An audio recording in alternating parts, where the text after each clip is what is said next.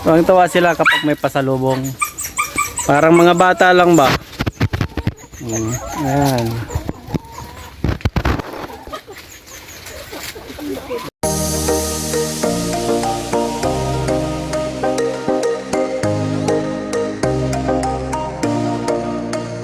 Hello guys. Haggard tayo, no? So ganito din ba kasaya yung mga alaga niyong manok kapag ka umuwi kayo?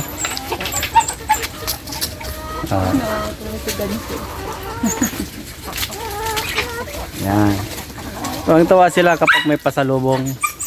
Parang mga bata lang ba? Ayan. So, madami kasi silang nakukuha dyan. Mga dahon, gaya niya, no, munggo. Ayan. So, kaya kahit kita nyo naman ay pawis na pawis ako. Basta pag nakikita mo sumasalubong na ganyan, masayang masaya. Tingnan mo, kahit yung mga maliliit, tingnan nyo yung mga maliliit na gansa, yung mga gosling, ayan o, nag-i-enjoy din sila. Ayun yung mga gosling, oh, ayan. Di ba? Ganyan sila kapag ka may pasalubong. So lahat ng dahon, ayan. Ayan, oh.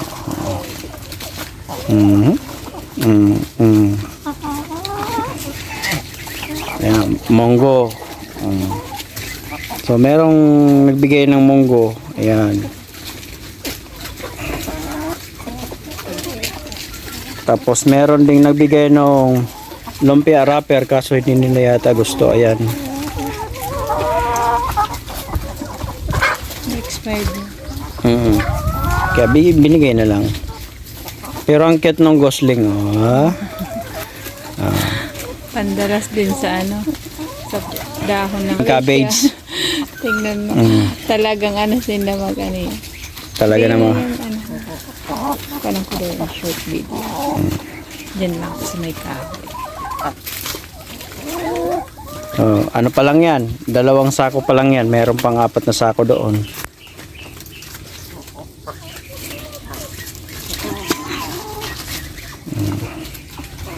Di ba? Nilipat ko nga pala yung ating bagong lagayan para maka ano yung nauna doon, yung doon maka-decompose na siya. Ma-decompose na yung sa may papaya. So naglagay naman ako rito para panibagong area.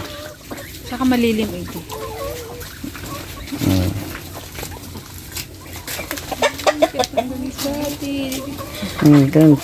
Palaban siya, oh. Talagang binabantayan lang man kang ganito. Hindi man kang mamasang tapon. Ayan ang gander, oh. Kumakain din. Pero bantayin naman. Bantay sarado yung mga anak.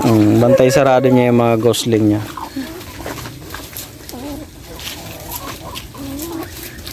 Hindi katulad nung ina na wala lang.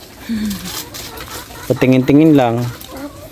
Yung ghost, ayun, patingin-tingin lang. Pero yung gander, akala mo kumakain, pero babantayan. Yung mga maliliit. Yung ghostling ang kahit nakakatawa. Kahit na Ito na, ayan. hanggang sa matumba na, basta lang. Makakain na. Ito mo. Kahit malalaki yan, ito mo.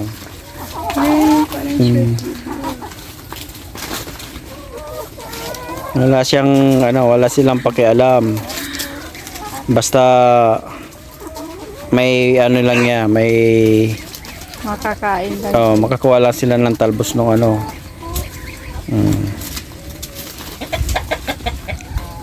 Ayan, kakuha siya. Oops. So, nilalok. Iling. Iling.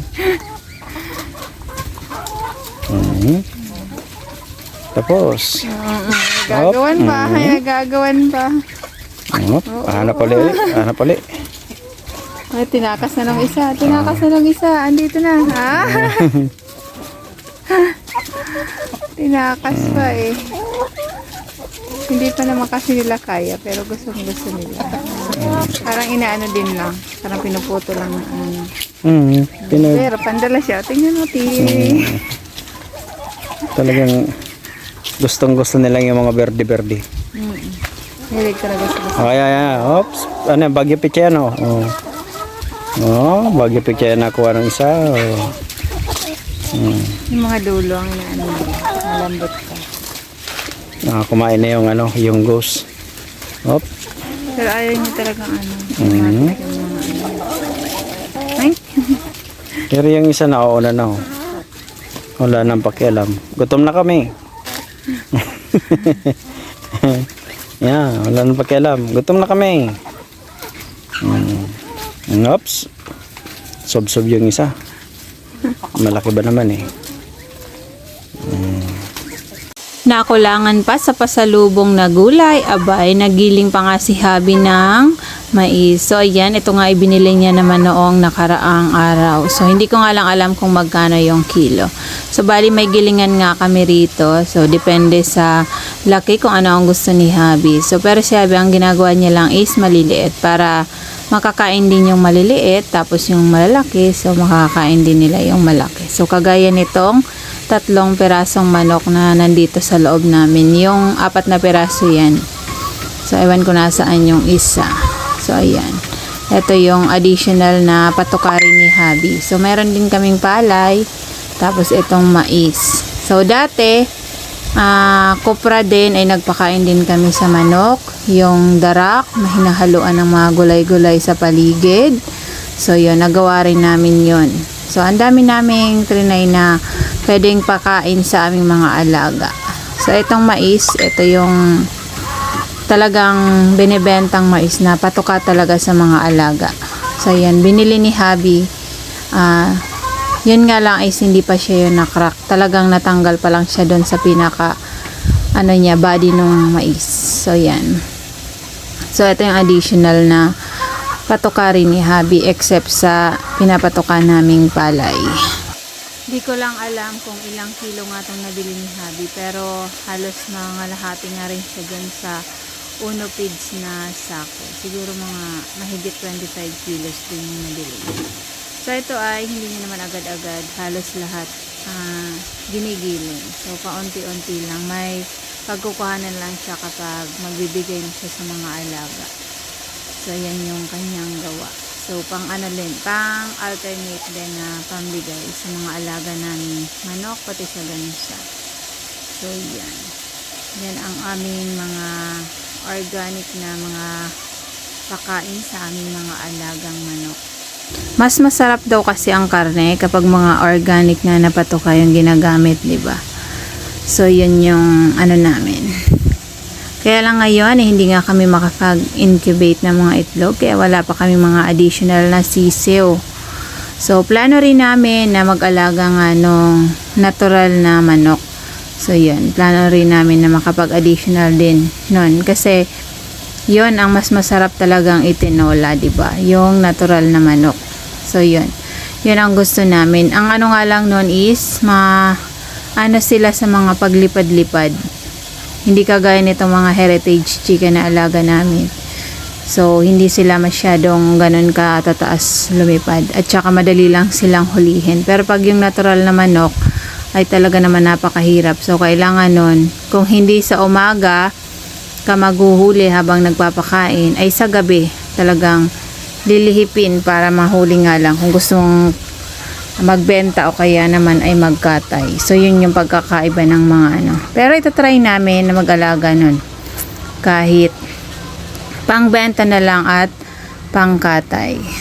At eto na lahat ang nagiling ni Habi. So, yun lang. Thank you for watching. Bye!